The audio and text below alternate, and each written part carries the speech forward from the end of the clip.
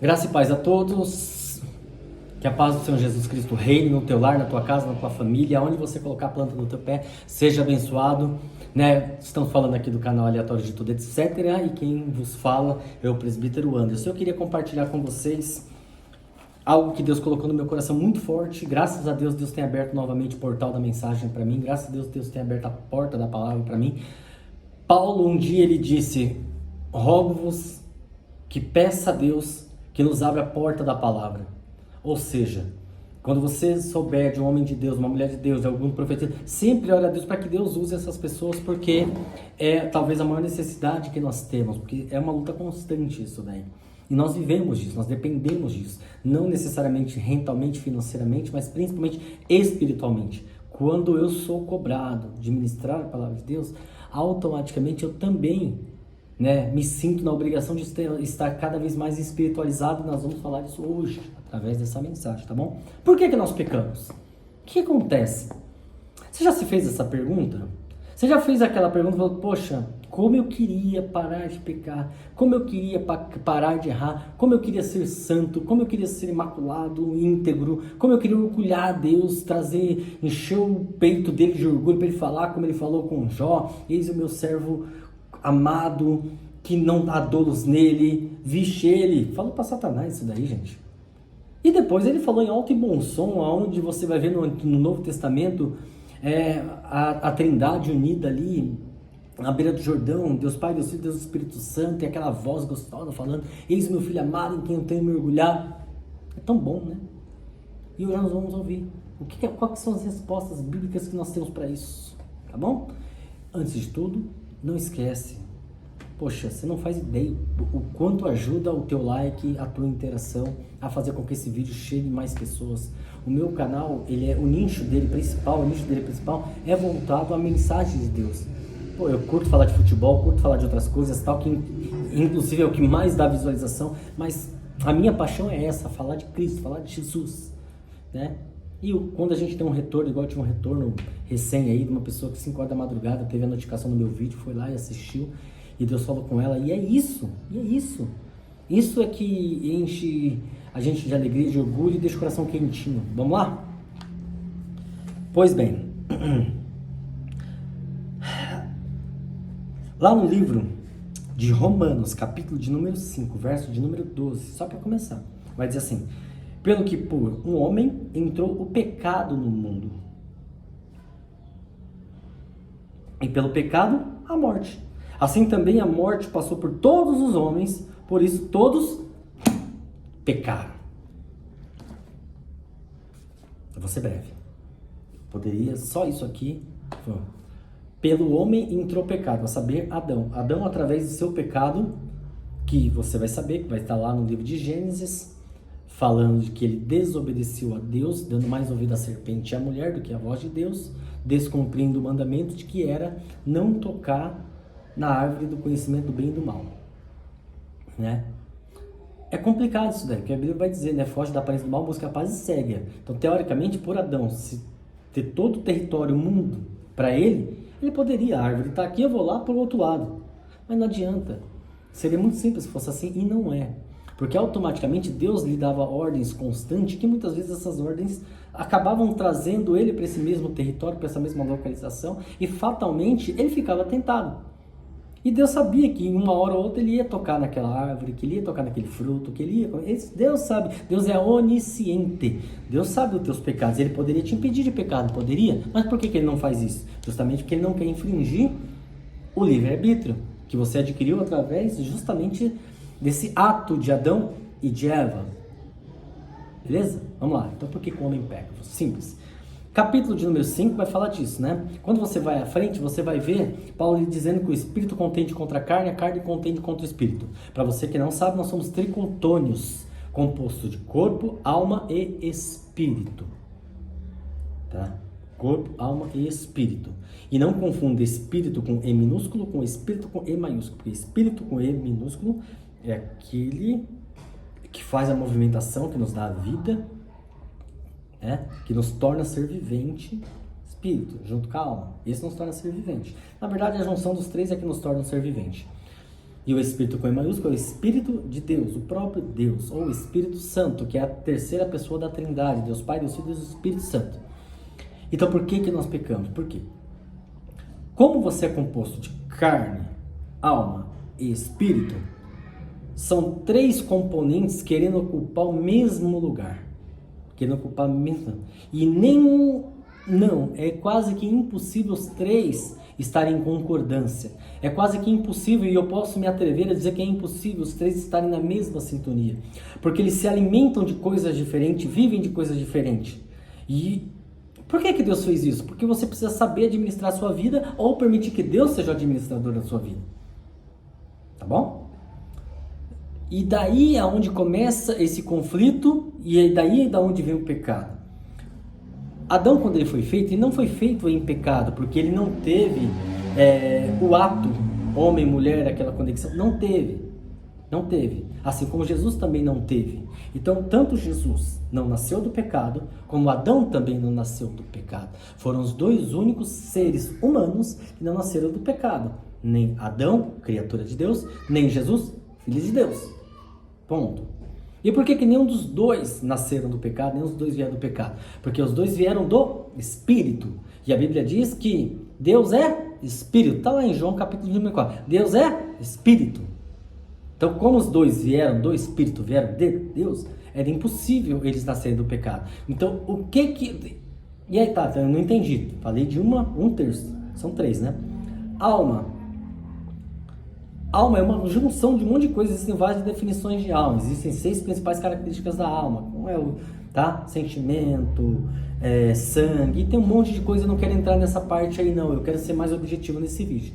Então, quando se fala de alma, está muito voltado à emoção, ao sentimento, aquilo que está lá entre os dois, desse conflito, desse embate. Tanto que existem teorias de que não acredita-se no tricotônio. Só acredita que nós somos compostos de carne e espírito, que é o bicotônio. Eu não acredito sim na alma. A alma é aquilo que te dá o sentimento, que te dá a vida, que faz aquele negócio, aquilo que te faz acordar de madrugada xingando, com raiva de alguém porque fez alguma coisa que não devia com você, e mexeu com o seu emocional e assim vai. Então a alma é uma coisa muito importante. Eu acredito muito nessa alma, nessa questão da alma. Acredito demais, né? E a carne, gente, a carne é o que sustenta tudo isso, é o que carrega tudo isso, é o nosso cavalo. É a alma, é a carne. E aí é onde entra a coisa, porque Paulo ele vai dizer que a carne contende com o espírito contende com a carne. Então aí você está dando uma base para o bicotônio, dizendo que não é tricotônio. Não, porque o salmista Davi dizia: alegra-te minha alma, espera em Deus, porque em breve o louvarei. Então, se Davi falou que existe alma, então eu acredito e pronto. A própria palavra vai falar de várias vezes de alma vivente. Então eu acredito no tricotônio, tá? Acredite também, vai na minha. E a carne, ela é terrível, porque a carne, até o pecado, lembra que foi falado aqui? Pelo homem veio o pecado, pelo pecado veio a morte. Então todos pecaram, todos passaram pelo pecado, todos passaram pela morte. Tá? Essa questão matéria, carne, ela foi feita para simplesmente, ela não foi feita para outra coisa. Ser um carregador do Espírito, porque o que volta para Deus é Espírito. A Bíblia vai dizer que não entrará nem carne nem sangue no céu. Então o que vai voltar para Deus é Deus, porque do pó vieste, para o pó retornarás. Tá lá, carne. A alma veio do fôlego de Deus, que ele foi lá, soprou em Adão, veio o fôlego. Então saiu de dentro de Deus. Então por isso que você tem parte sua que é santa, que é a parte do Espírito, parte da alma, e tem parte sua que é impura, que é da terra, que é a parte do véu. E quando você tem essa contenda da carne e do espírito, é por quê? É porque muitas vezes existe esse conflito e você está fragilizado espiritualmente, ou a tua alma está fragilizada. E aí é onde a carne sobrepõe, sobressai e ela começa a prevalecer. Isso acontece. Porque Deus ele nunca vai te obrigar a ser 100% espírito, Deus nunca vai te obrigar a ser 100% alma. Nunca vai te obrigar, porque Ele também te deu a carne, Ele te deu essa pele, Ele te deu essa vida, Ele te deu essa natureza, Ele te deu, e Deus não vai contra os seus princípios. Deus ele não volta atrás da sua palavra, Ele não se arrepende, esse é Deus. Então se Ele te deu a carne, Ele entende que você tem fragilidade da carne. Muita gente vai dizer, eu errar é humano, eu erro porque eu sou gente, eu erro porque eu sou humano. Não, você não erra porque você é humano, você não erra porque você é gente, você não erra porque nada disso. Porque Adão era gente, era carne, era humano e não errava. Jesus era gente, era carne, era humano e não errava. E teve outros homens também que não pecaram. Tem vários. Enoque, a Bíblia não vai achar nele pecado. Elias, a Bíblia não vai achar nele pecado, né? Não vai achar. Abraão, não vai achar nele pecado. Enoque é fácil de comprovar porque não tem história, né? Elias, ele teve fragilidades na sua alma, então não pode conectar isso ao pecado, porque o pecado vem da carne. Abraão não pecou também. Mas ele mentiu, ele chamou a sua esposa de irmã. Não, ele não mentiu. Ele falou a verdade. Sara era parente dele. Ela tinha um grau de irmandade dele. E naquele momento era necessário ele fazer aquilo para que ele não morresse. A pessoa morta não faz nada, gente. A pessoa precisa estar viva.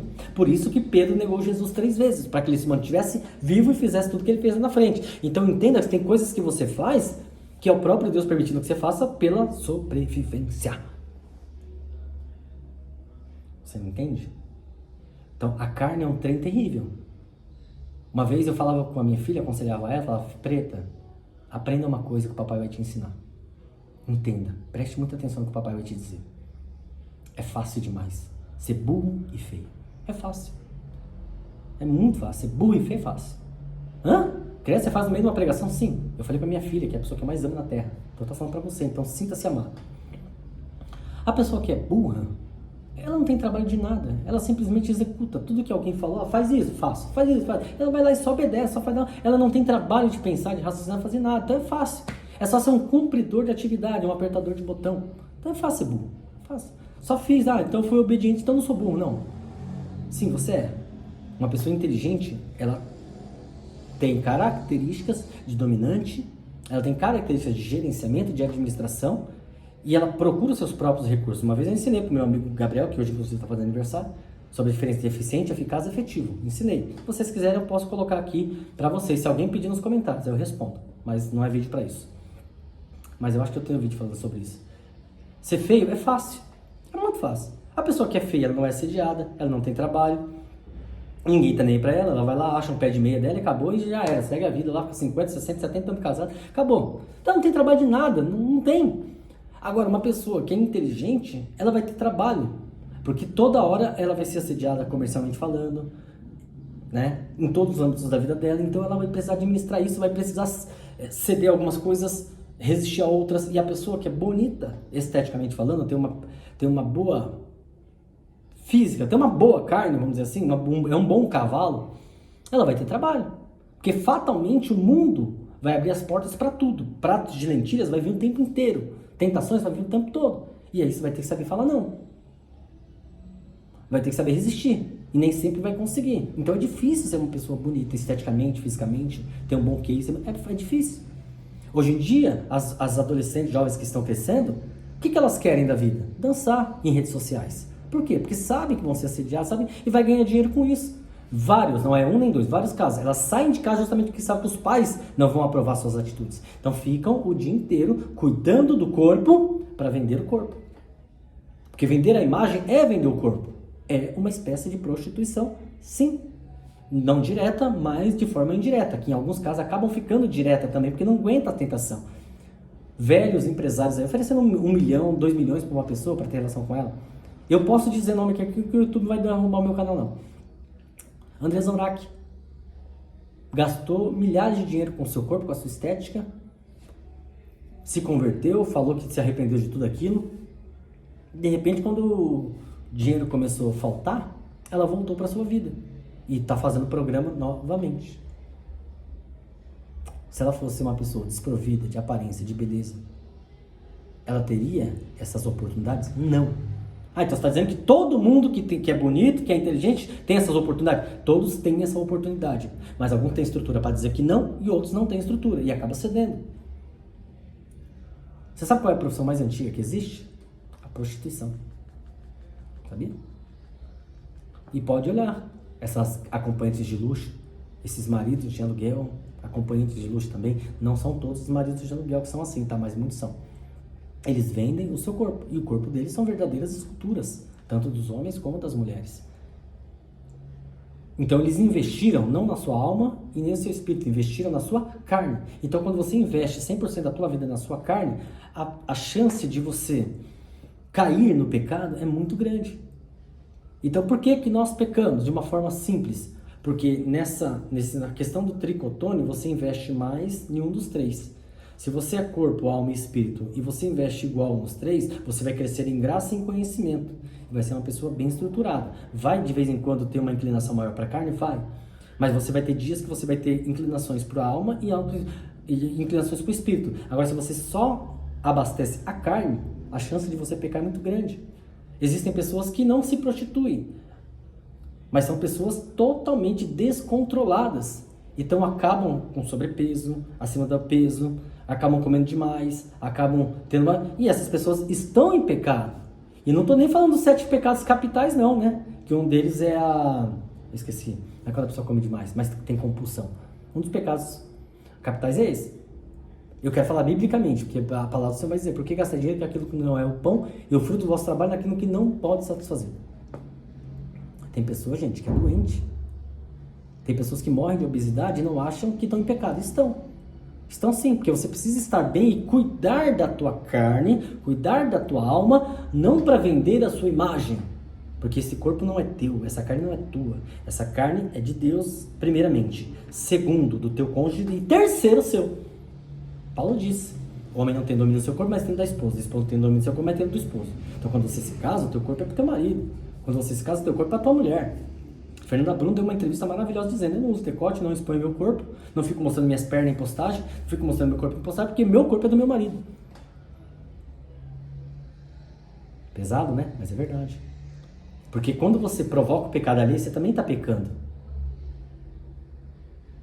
Quando você fica se insinuando demais, se vendendo demais e provocando o pecado dos outros, porque você também está pecando. Porque você provocar o pecado ali é pecado. Ah, mas eu não tenho domínio sobre as pessoas. Tem sim. Tem sim, porque você sabe quando você está insinuando, você sabe quando você está provocando e você sabe quando você está fazendo o que não deve. Você não é tonto? Ou é, e eu estou te subestimando. Então pense nisso. Quer cuidar do teu corpo? Cuide. Quer cuidar do teu físico? Cuide. Quer cuidar da tua aparência? Cuide. Porque você é corpo, templo e morada do Espírito Santo. Então você precisa, desde que isso não sobreponha a alma e o espírito.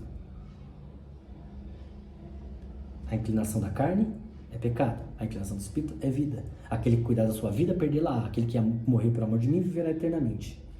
Então, homens de Deus viveram não para a carne, mas viveram para a alma, viveram para o espírito, viveram para Cristo.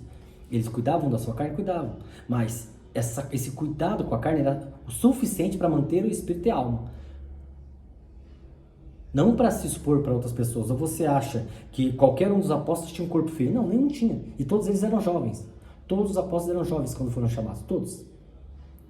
Tinha uma faixa de 21, 22, 23 anos. Todos os apóstolos quando foram chamados. Jesus Cristo, quando ele começou o seu ministério, tinha 30. Estava no ápice da vida dele. Você imagina Jesus feio? Eu não imagino. Imagina ele em tanquinho, trincado. O homem vivia fazendo cardio. E vivia fazendo musculação também, que ele era carpinteiro. Não imagino.